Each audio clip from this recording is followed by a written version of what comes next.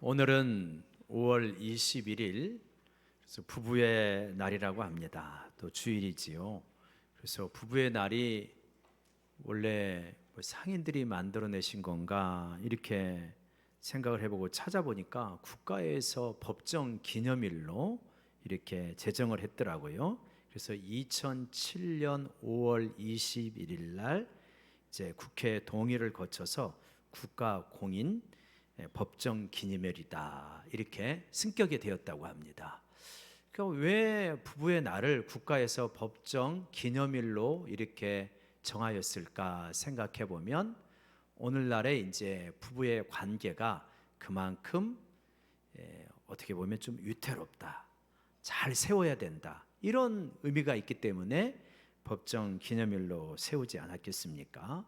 그래서 오늘 부부의 날을 맞이하여서 이렇게 우리 부부에 대한 부분, 가정에 대한 부분들을 같이 한번 성경적으로 살펴보려고 합니다. 혹시라도 또 이미 혼자가 되셨거나 이제 또 사랑하는 분을 보내셨거나 하는 분들은 또 우리 자녀들을 어떻게 자녀들의 가정이 잘 세워져야 될 것인가 그러한 적용점을 가지고 이렇게 생각해 봐도 좋을 것 같습니다.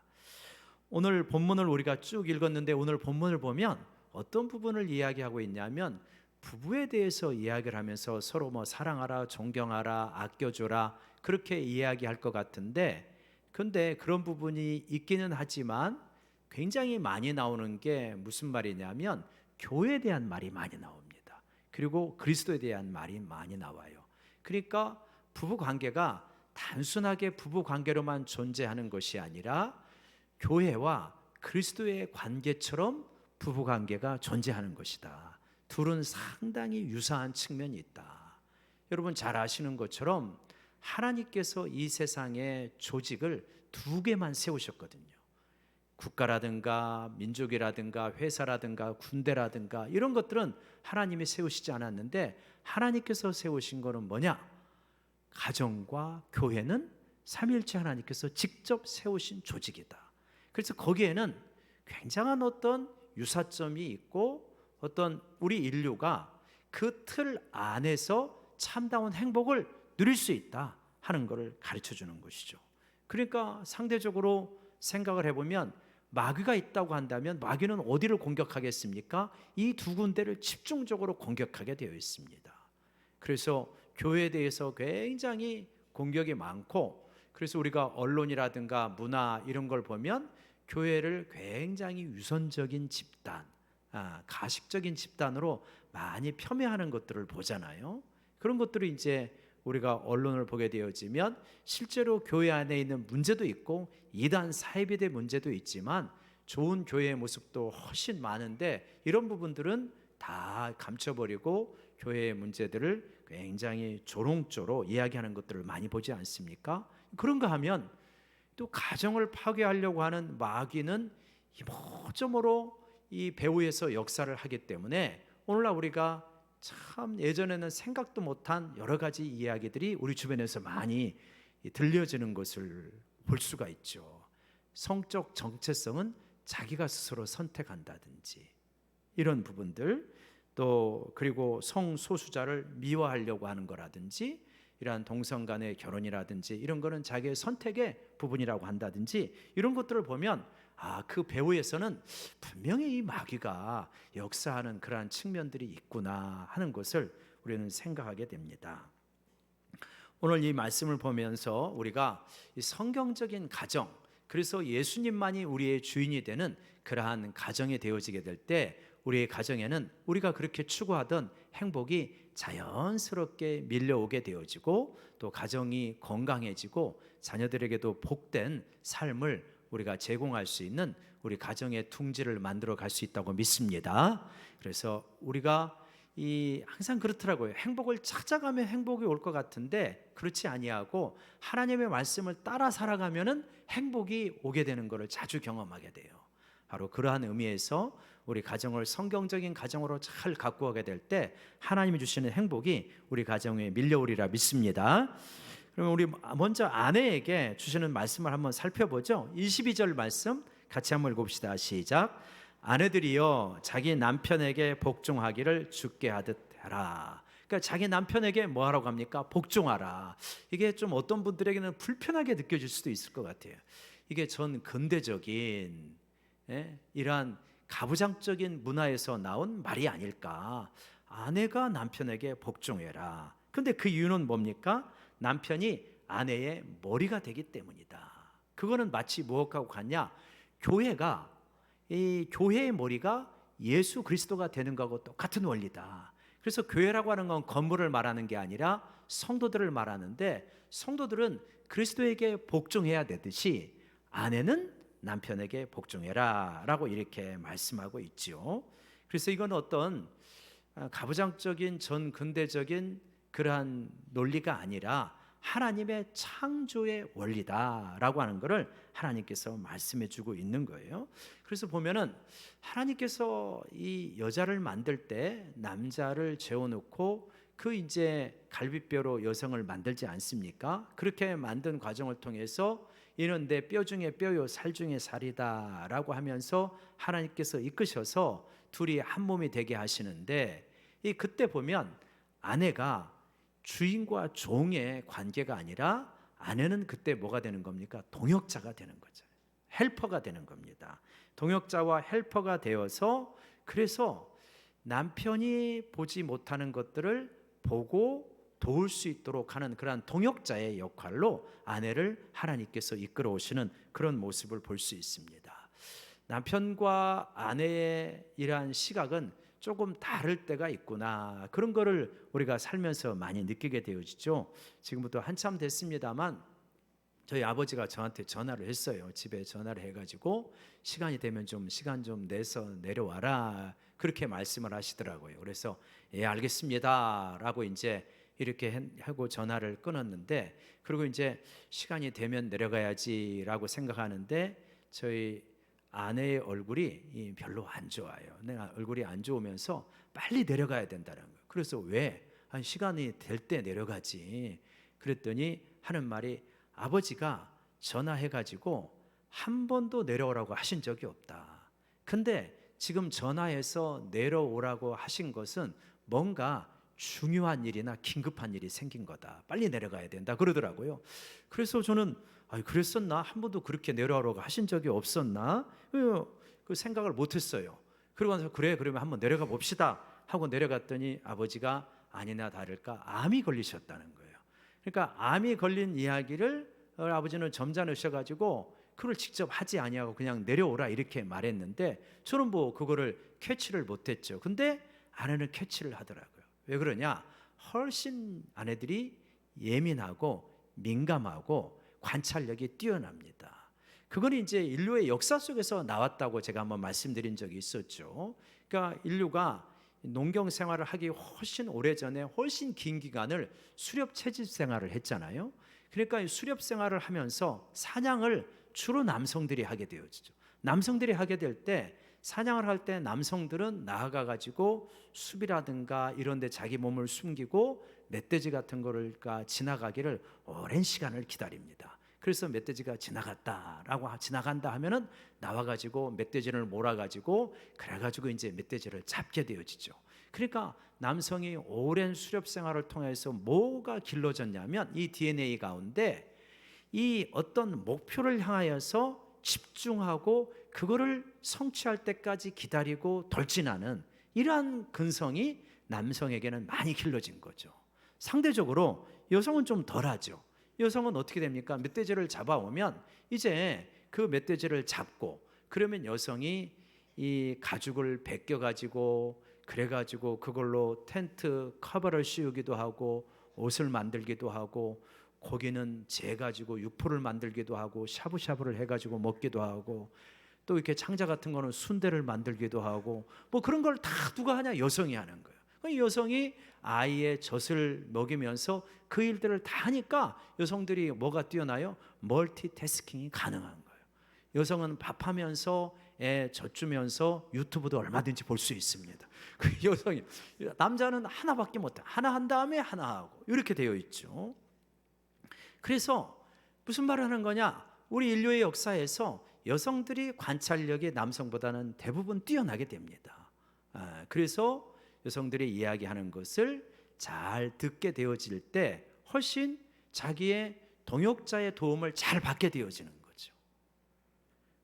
그러니까 이 순종해라, 복종하라고 하는 게 종과 주인의 관계에서 복종하라는 게 아니라 헬퍼로서의 동역자로의 역할로 잘 감당해라, 이런 의미에서 지금 말씀하시는 거거든요. 근데 우리가 성경에서 늘 말하는 거는 뭐냐면 순종해라라고 했을 때, 복종하라고 했을 때 어떤 틀 안에서 하는 겁니까? 하나님이 주시는 말씀의 틀 안에서 하는 거지, 이거 바깥에서 하라는 건 아니거든요. 우리 그리스도인들에게 있어서 남편에게 복종하더라도 남편이 이게 이 세상은 뭐니 해도 살아가려면 돈이 있어야 된다, 그러니까 우리가 법을 어겨서라도 돈을 이 시기에는 왕창 좀 벌어야 된다, 법 어기는 거 너무 신경 쓰지 않고 들키지만 않으면 되니까 이렇게 하자라고 하면 그때 순종하는 겁니까? 그런 소리 하지 마십시오. 법을 어기려면 나가서 오십시오, 그래야 되는 거죠. 그렇죠? 우리는 어디까지나 어디 틀 안에서, 말씀의 틀 안에서 순종하는 것이지 그 말씀을 벗어나서 순종할 수는 없는 것이죠. 자, 그렇다고 한다면 헬퍼로서의 순종이요, 하나님의 말씀의 틀 안에서의 순종이라고 한다면 순종이 그렇게 복잡하냐? 그러면 남편에게 이것 빼고 저것 빼고 뭘 순종하는 거냐? 이렇게 말을 할 수 있는데 그렇지 않죠. 우리가 남편에게 복종한다고 하는 것은 뭘 인정하는 겁니까? 남편의 머리됨을 인정하는 것이고 최종 책임자가 남편이라고 하는 걸 인정하는 것입니다. 그게 성경의 원리다. 왜 그러냐? 이 에덴 동산에서 보게 되면 그렇잖아요. 누가 선악과의 열매를 따먹었냐면 하와가 따먹었습니다. 그래서 하와도 하나님 앞에 이 야단을 맞고 책임을 지게 되지만 궁극적인 책임은 누가 지냐면 아담이 지게 되는 것입니다. 그래가지고 성경에서 뭐라고 하냐면 하와가 범죄해가지고 죄가 세상에 들어온 게 아니라 아담이 범죄해서 세상에 들어왔다라고 이렇게 말을 하는 거예요. 우리 같이 한번 읽어볼까요? 로마서 5장 12절 시작. 그러므로 한 사람으로 말미암아 죄가 세상에 들어오고 죄로 말미암아 사망에 들어왔나니 이와 같이 모든 사람이 죄를 지었으므로 사망이 모든 사람에게 이르렀느니라. 이때 한 사람은 아담을 말하는 거예요. 아담 한 사람으로 말미암아 죄가 들어오고 죄로 말미암아 우리가 그렇게 끔찍하게 여기는 사망이 들어왔다. 이게 누구로부터 비롯된 거냐? 아담으로부터 비롯된 것이다. 하와로부터 비롯된 게 아니라 아담으로부터 비롯된 것이다. 그게 가정의 원리고 하나님이 세운 질서라는 거예요. 그래서 여러분, 가정에 대한 최종적 책임은 누가 지는 겁니까? 남편이 지는 겁니다. 아빠가 지는 거예요. 자녀가 잘못되어졌다, 누구 책임이에요? 아빠 책임이에요. 우리 가정의 경제가 어렵다, 누구 책임이에요? 아빠 책임이에요. 부부관계가 지금 이 삐그덕거리고 문제가 있다, 누구 책임이에요? 최종 책임은 아빠 책임이라는 거예요. 그게 머리의 책임이에요. 하나님 앞에 가서 여러분의 경우에는 내 자신의 신앙에 대해서 책임을 지시겠죠. 영광교회 전체에 대한 책임은 저와 장로님들이 지는 거예요. 그게 머리의 책임인 거예요. 그렇지 않겠습니까? 그러니까 그 최종적 책임을 아내가 인정해라, 그리고 복종해라 라고 이렇게 말씀을 하는 거죠. 그래서 남편의 책임이 무거운 거죠. 그래서 아들을 키우고 있는 가정에서는 아들을 잘 키워야 됩니다. 왜냐? 아들이 그 가정에 대한 책임을 최종적으로 지기 때문에. 딸은 남자 분별하는 눈만 키워주면 돼요. 그래서 저놈이 내가 복종할 만한 놈이구나 아니구나, 그것만 분별할 수 있으면 됩니다. 그러니까 그러나 남자는 그 가정을 자기가 책임을 져야 되는 거죠. 자, 그렇기 때문에 남자가 그 책임을 지고 남자가 머리가 되니까 남자에게 복종하라고 말하고, 두 번째 말씀하시는 게 있는데 뭐냐면 33절 한번 보세요. 33절이요. 시작. 그러나 너희도 각각 자기의 아내 사랑하기를 자신같이 하고 아내도 자기 남편을 존경하라. 두 번째로 아내에게 복종하라. 이어서 두 번째로 말씀하시는 거 한번 따라 봅시다. 존경하라. 존경하라고 합니다. 존경하라 이렇게 말하면 마음속에서 1초의 주저함도 없이 존경할 것이 있어야 존경을 하지, 이런 분이 있을 수도 있어요. 이거 좀 생각해 봐야 됩니다. 복종하라, 존경하라고 했을 때 이러이러하기 때문에 이러하다, 이러이러한 조건이 갖추어졌기 때문에 존경해야 되고 너희가 복종해야 된다, 그렇게 말씀하고 있지 않다는 거예요. 남편의 위치 자체가, 아내의 위치 자체가 바로 그러하다. 그래서 부족함이 있고 연약함이 있고 그러하다 할지라도 하나님 안에서 내 남편이 좀 돈 좀 많이 좀 벌었으면 좋겠다, 왜 저렇게 능력이 이렇게 평균 이하냐, 이렇게 생각하는 분이 있을 수 있을 거예요. 내가 돈을 많이 벌어다 주면 존경하지 말래도 내가 존경한다, 그런 분도 있을 거예요. 근데 그렇지 않다 할지라도 말씀의 틀 안에서 살아가려고 애쓰는 남편은 그 자체로 존경받아 마땅하다, 지금 이렇게 말씀하고 있는 거예요. 그래서 여러분, 존경하려면 해야, 존경할 것이 있어야 존경하지, 그걸 뒤집어서 말하면 남편도 똑같은 거예요. 그러는 너는 얼마나 그렇게 사랑스럽냐, 그래서 남편이 너무너무 사랑스럽다 이렇게 할 만하냐, 안 그러잖아요. 우리 다 비슷하잖아요. 존경할 만한 거 별로 없고 아주 사랑스러운 것도 그렇게 많지 않고, 그럼에도 불구하고 우리가 말씀 안에서 존경하려고 하고 사랑하려고 하고 그렇게 순종하면서 애써 나아갈 때 가정이 자꾸 아름다운 가정이 되어져 간다라고 하는 거죠. 그리고 여러분, 존경하라고 했기 때문에 그 반대는 뭐예요? 무시하는 거예요. 그러니까 남편에게 가장 큰 잘못은 뭐냐? 남편 무시하는 겁니다. 그죠? 그래서 여러분, 절대 남편을 아이들이 있는데 앞에서 무시하는 발언을 하면 안 된다는 건 너무 잘 아시죠? 그리고 사람들이 같이 모여 있습니다. 모여 있는 가운데서 남편을 깎아내린다? 큰 잘못이에요. 하나님의 질서를 뒤집어 버리는 거예요. 남편이 연약하고 부족하여도 남편을 존경하고 남편을 자꾸 세워야 됩니다.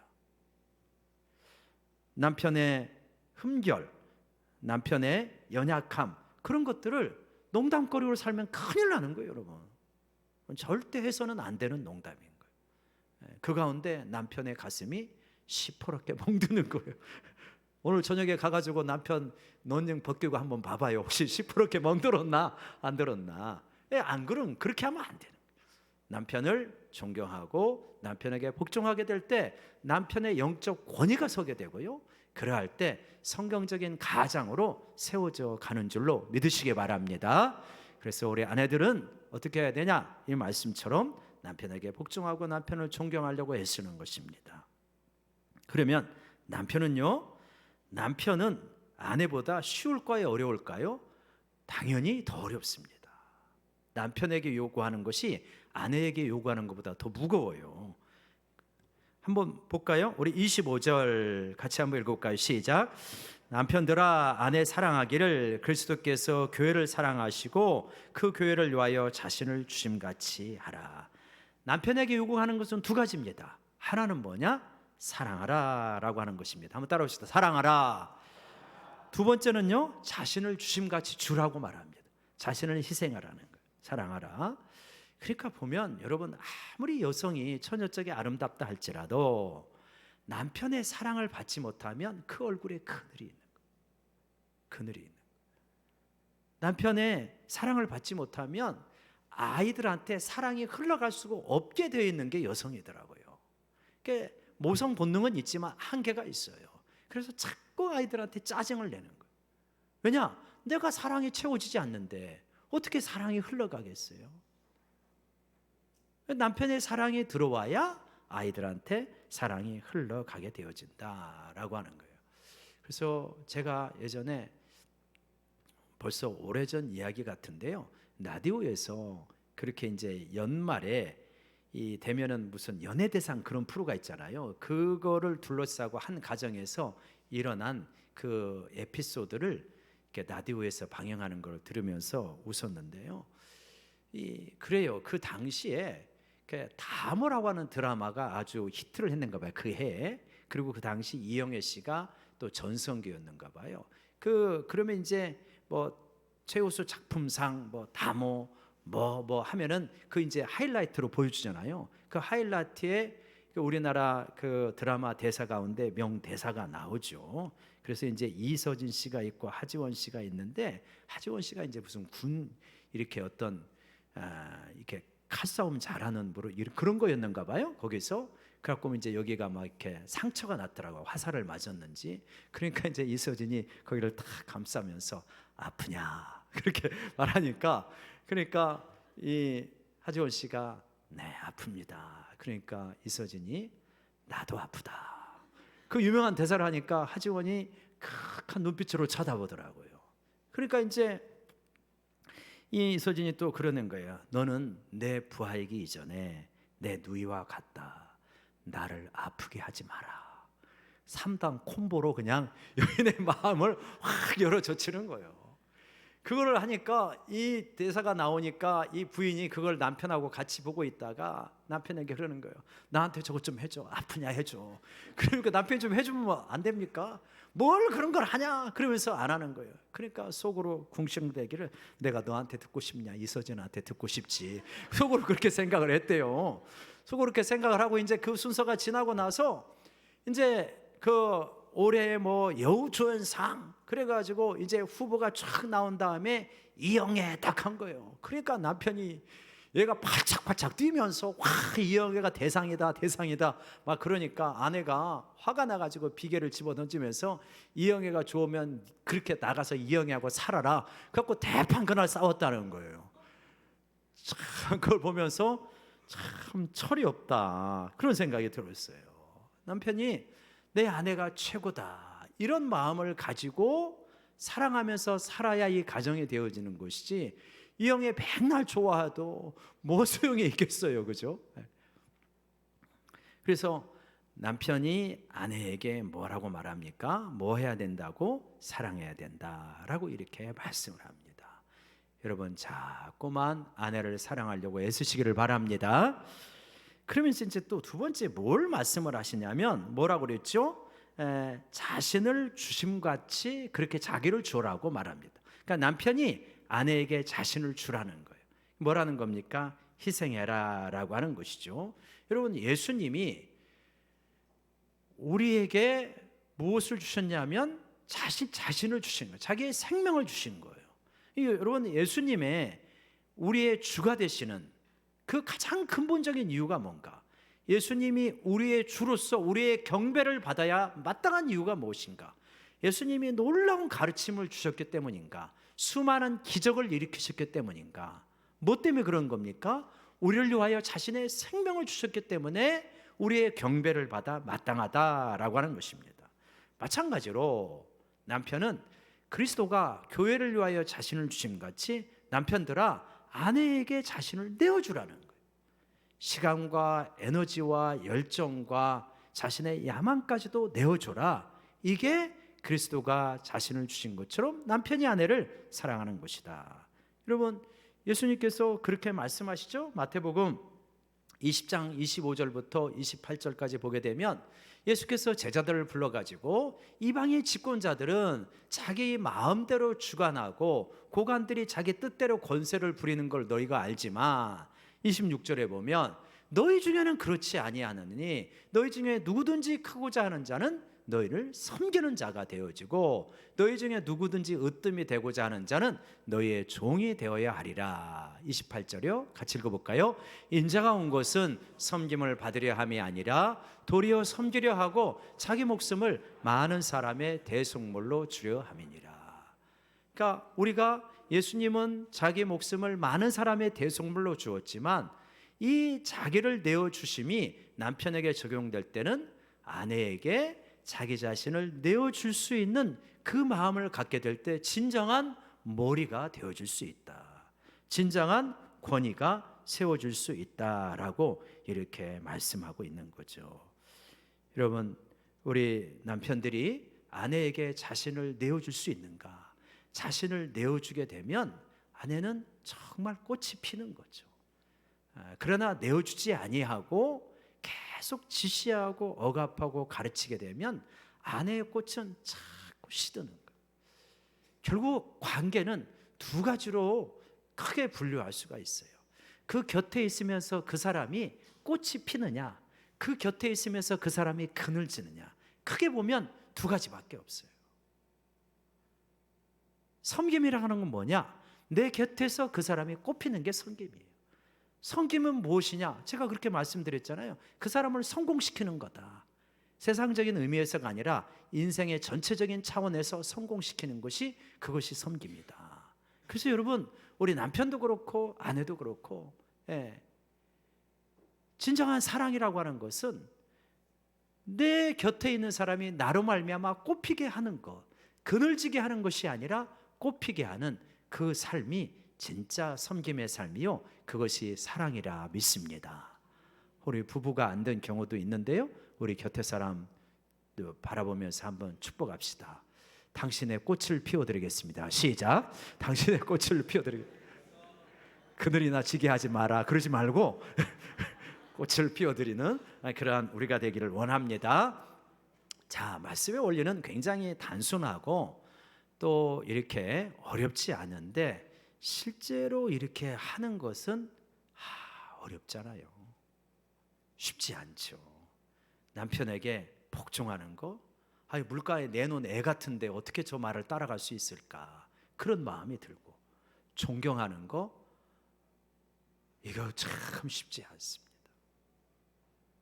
사랑하는 것, 내 자신을 내어주는 것, 이것도 어려운 일이죠. 그러면 어떻게 해야 됩니까? 이거는 뭐 그림의 떡입니까? 그냥 5월 달에 한 번 듣고 실제로는 못 살아가지, 그렇게 된다면 무슨 의미가 있겠습니까? 어느 현자가 그런 말을 했다고 그래요. 상상이 순종보다 앞서는 것은 저주다. 상상이 순종보다, 실행보다 앞서는 거예요. 나 괜찮은 남편이야, 나만큼만 하는 남편 나와보라고 그래. 나처럼만 하는 엄마 있으면 나와보라고 해. 실제로는 하나도 못 따라가. 그러니까 개선도 안 되고 가정은 병들어가. 이게 저주인 거죠. 중요한 것은 뭐냐? 조금씩이라도 순종해 가는 것, 이것이지 않겠습니까?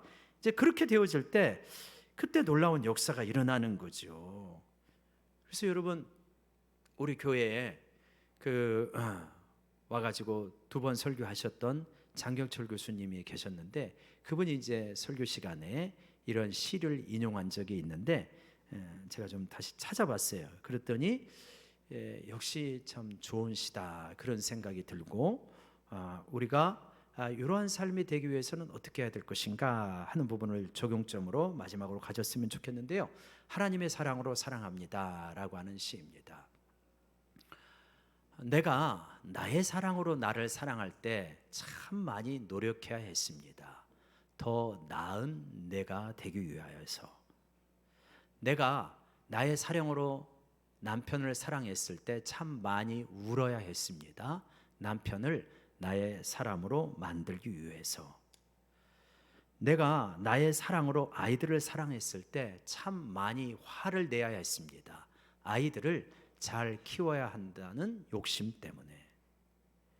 내가 나의 사랑으로 이웃을 사랑했을 때 참 많이 참아야 했습니다. 그들을 사랑해야 한다는 윤리 때문에. 여기까지 참 많이 동의가 되시죠? 맞아, 내 얘기야. 이제는 하나님의 사랑으로 사랑합니다. 더 큰 사랑으로 사랑을 하니 사랑하는 일이 쉬워졌습니다. 사랑하는 일이 기쁨이 됩니다. 사랑하는 일이 감사가 됩니다. 그러니까 내 사랑이 참 작은 것 같아요. 너나 할 것 없이. 우리 사랑의 크기가 참 작아요. 이웃 사랑하기도 어렵고, 남편 사랑하기도, 아내 사랑하기도, 자식 사랑하기도 참 어렵습니다. 왜요? 사랑의 크기가 작아서. 회사에 가서 동료 사랑하기도 어려워요. 곁에 있는 형제 자매 사랑하기도 어려워요. 왜요? 사랑의 크기가 너무 작아서. 근데 하나님의 사랑으로 사랑하니까, 큰 사랑이 내게 들어오니까 이게 좀 수월해지더라고요. 그렇죠? 수월해지기 시작합니다. 그래서 하나님의 사랑으로 체험을 받아야 돼요. 그럼 어떻게 하나님의 사랑으로 체험을 받을 수 있느냐?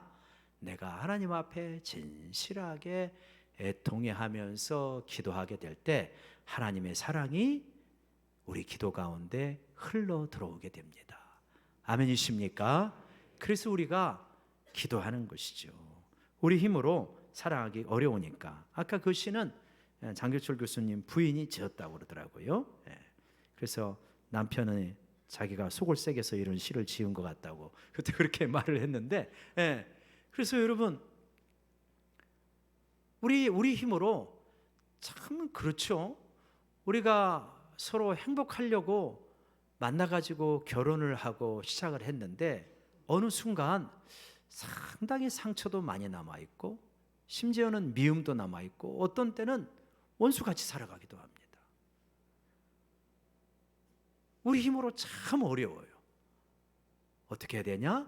하나님 앞에 나아가서 기도할 때, 아침마다 남편을 위하여 기도하고 아내를 위하여 기도할 때, 여러분, 그래도 우리 마음속에 정이 있고 소중히 여기는 마음이 있기 때문에 사랑이 스며 들어오게 되는 줄로 믿으시고 그렇게 체험하시기를 바랍니다. 우리는 조건이 있을 때 복종하고 존경하겠다, 이런 조건이 채워질 때 사랑하고 자기 자신을 주겠다라고 하는데, 사실 이 조건이 채워지기를 기다려서 사랑하려면 사랑할 수 있는 사람 별로 없지 않겠습니까? 부족함에도 불구하고 당신이 남편이고 당신이 아내고, 그리고 무엇보다도 우리의 만남은 어떻게 됩니까? 우리의 만남은 하나님께서 주장하신 것이다. 우리의 만남 가운데는 하나님의 섭리가 있다, 이거를 믿는 것입니다. 하나님께서 아내를 데리고 와서 남편 곁에 세운 거거든요. 그러니까 우리가 좋아서 만난 것이 아니라 하나님의 섭리 가운데 만났다는 것을 진짜 인정하면서 그 가운데서 내가 할 수 있는 일들을 감당하게 될 때 하나님의 뜻이 이루어지게 되는 것이다. 자녀도 마찬가지입니다. 아비도 마찬가지입니다. 이거 우리 힘으로 잘 안 돼요. 그런데 자녀를 위하여서, 부모님을 위하여서 기도하게 될 때 이 말씀이 조금씩 순종이 되어지고 조금씩 순종이 되어질 때 우리 가정은 점차 조금씩 어둠이 사라지고 빛이 가득해지고, 또 이 어떤 세상의 미움이라든가 이런 것들이 사라지고 사랑이 좀 충만해져 가는 작은 천국으로 변화가 되어지게 됩니다. 여러분, 5월 한 달, 또 가정의 달을 맞이하여서 자녀에 대해서, 부모에 대해서, 부부에 대해서 말씀들을 묵상하고 나누게 되었는데, 우리가 조금씩 순종이 쌓여져 갈 때 우리 가정은 자꾸 천국으로 바뀌어져 가는 줄로 믿습니다. 행복이라고 하는 것은 행복을 쫓아갈 때 주어지는 것이 아니라 말씀을 따라서 순종해 갈 때 이 행복이 이상하게 밀려오게 되어 있습니다. 기쁨도 기쁨을 찾아서 막 가면은 기쁨이 올 것 같아도 그게 아니고요, 하나님을 향해서 자꾸 따라가 보면은 기쁨이 이상하게 밀려오게 되어집니다. 그렇게 하나님 앞에 순종해 가면서 여러분의 가정이 천국으로 바뀌어져 가는 5월이 되기를 주의 이름으로 축원합니다. 기도하십시다. 하나님 아버지, 하나님께서 우리 천국의 모형으로 이 땅에 가정을 주셨는데, 하나님이 이 가정이 작은 천국이 되어져 갈 수 있도록 서로 순종하며 애쓸 수 있도록 도와주시옵소서. 하나님이여, 순종이 상상보다 앞서게 되어질 때 하나님이 그것이 참 복된 것임을 깨닫습니다. 우리가 남편으로서, 아내로서, 아빠로서, 엄마로서, 자녀로서 하나님이 말씀하시는 이 원리가 아주 단순하지만 그 원리를 온전하게 행하려고 애쓸 때 하나님의 놀라운 역사, 그 적용 가운데 구체적인 성령의 지혜가 있으면서 하나님의 놀라운 역사가 우리 가정 가운데 이루어지게 되리라 믿습니다. 그러한 우리 가정이 되어줄 수 있도록 도와주시옵소서. 예수님의 이름으로 기도드리옵나이다. 아멘. 우리 찬송가 550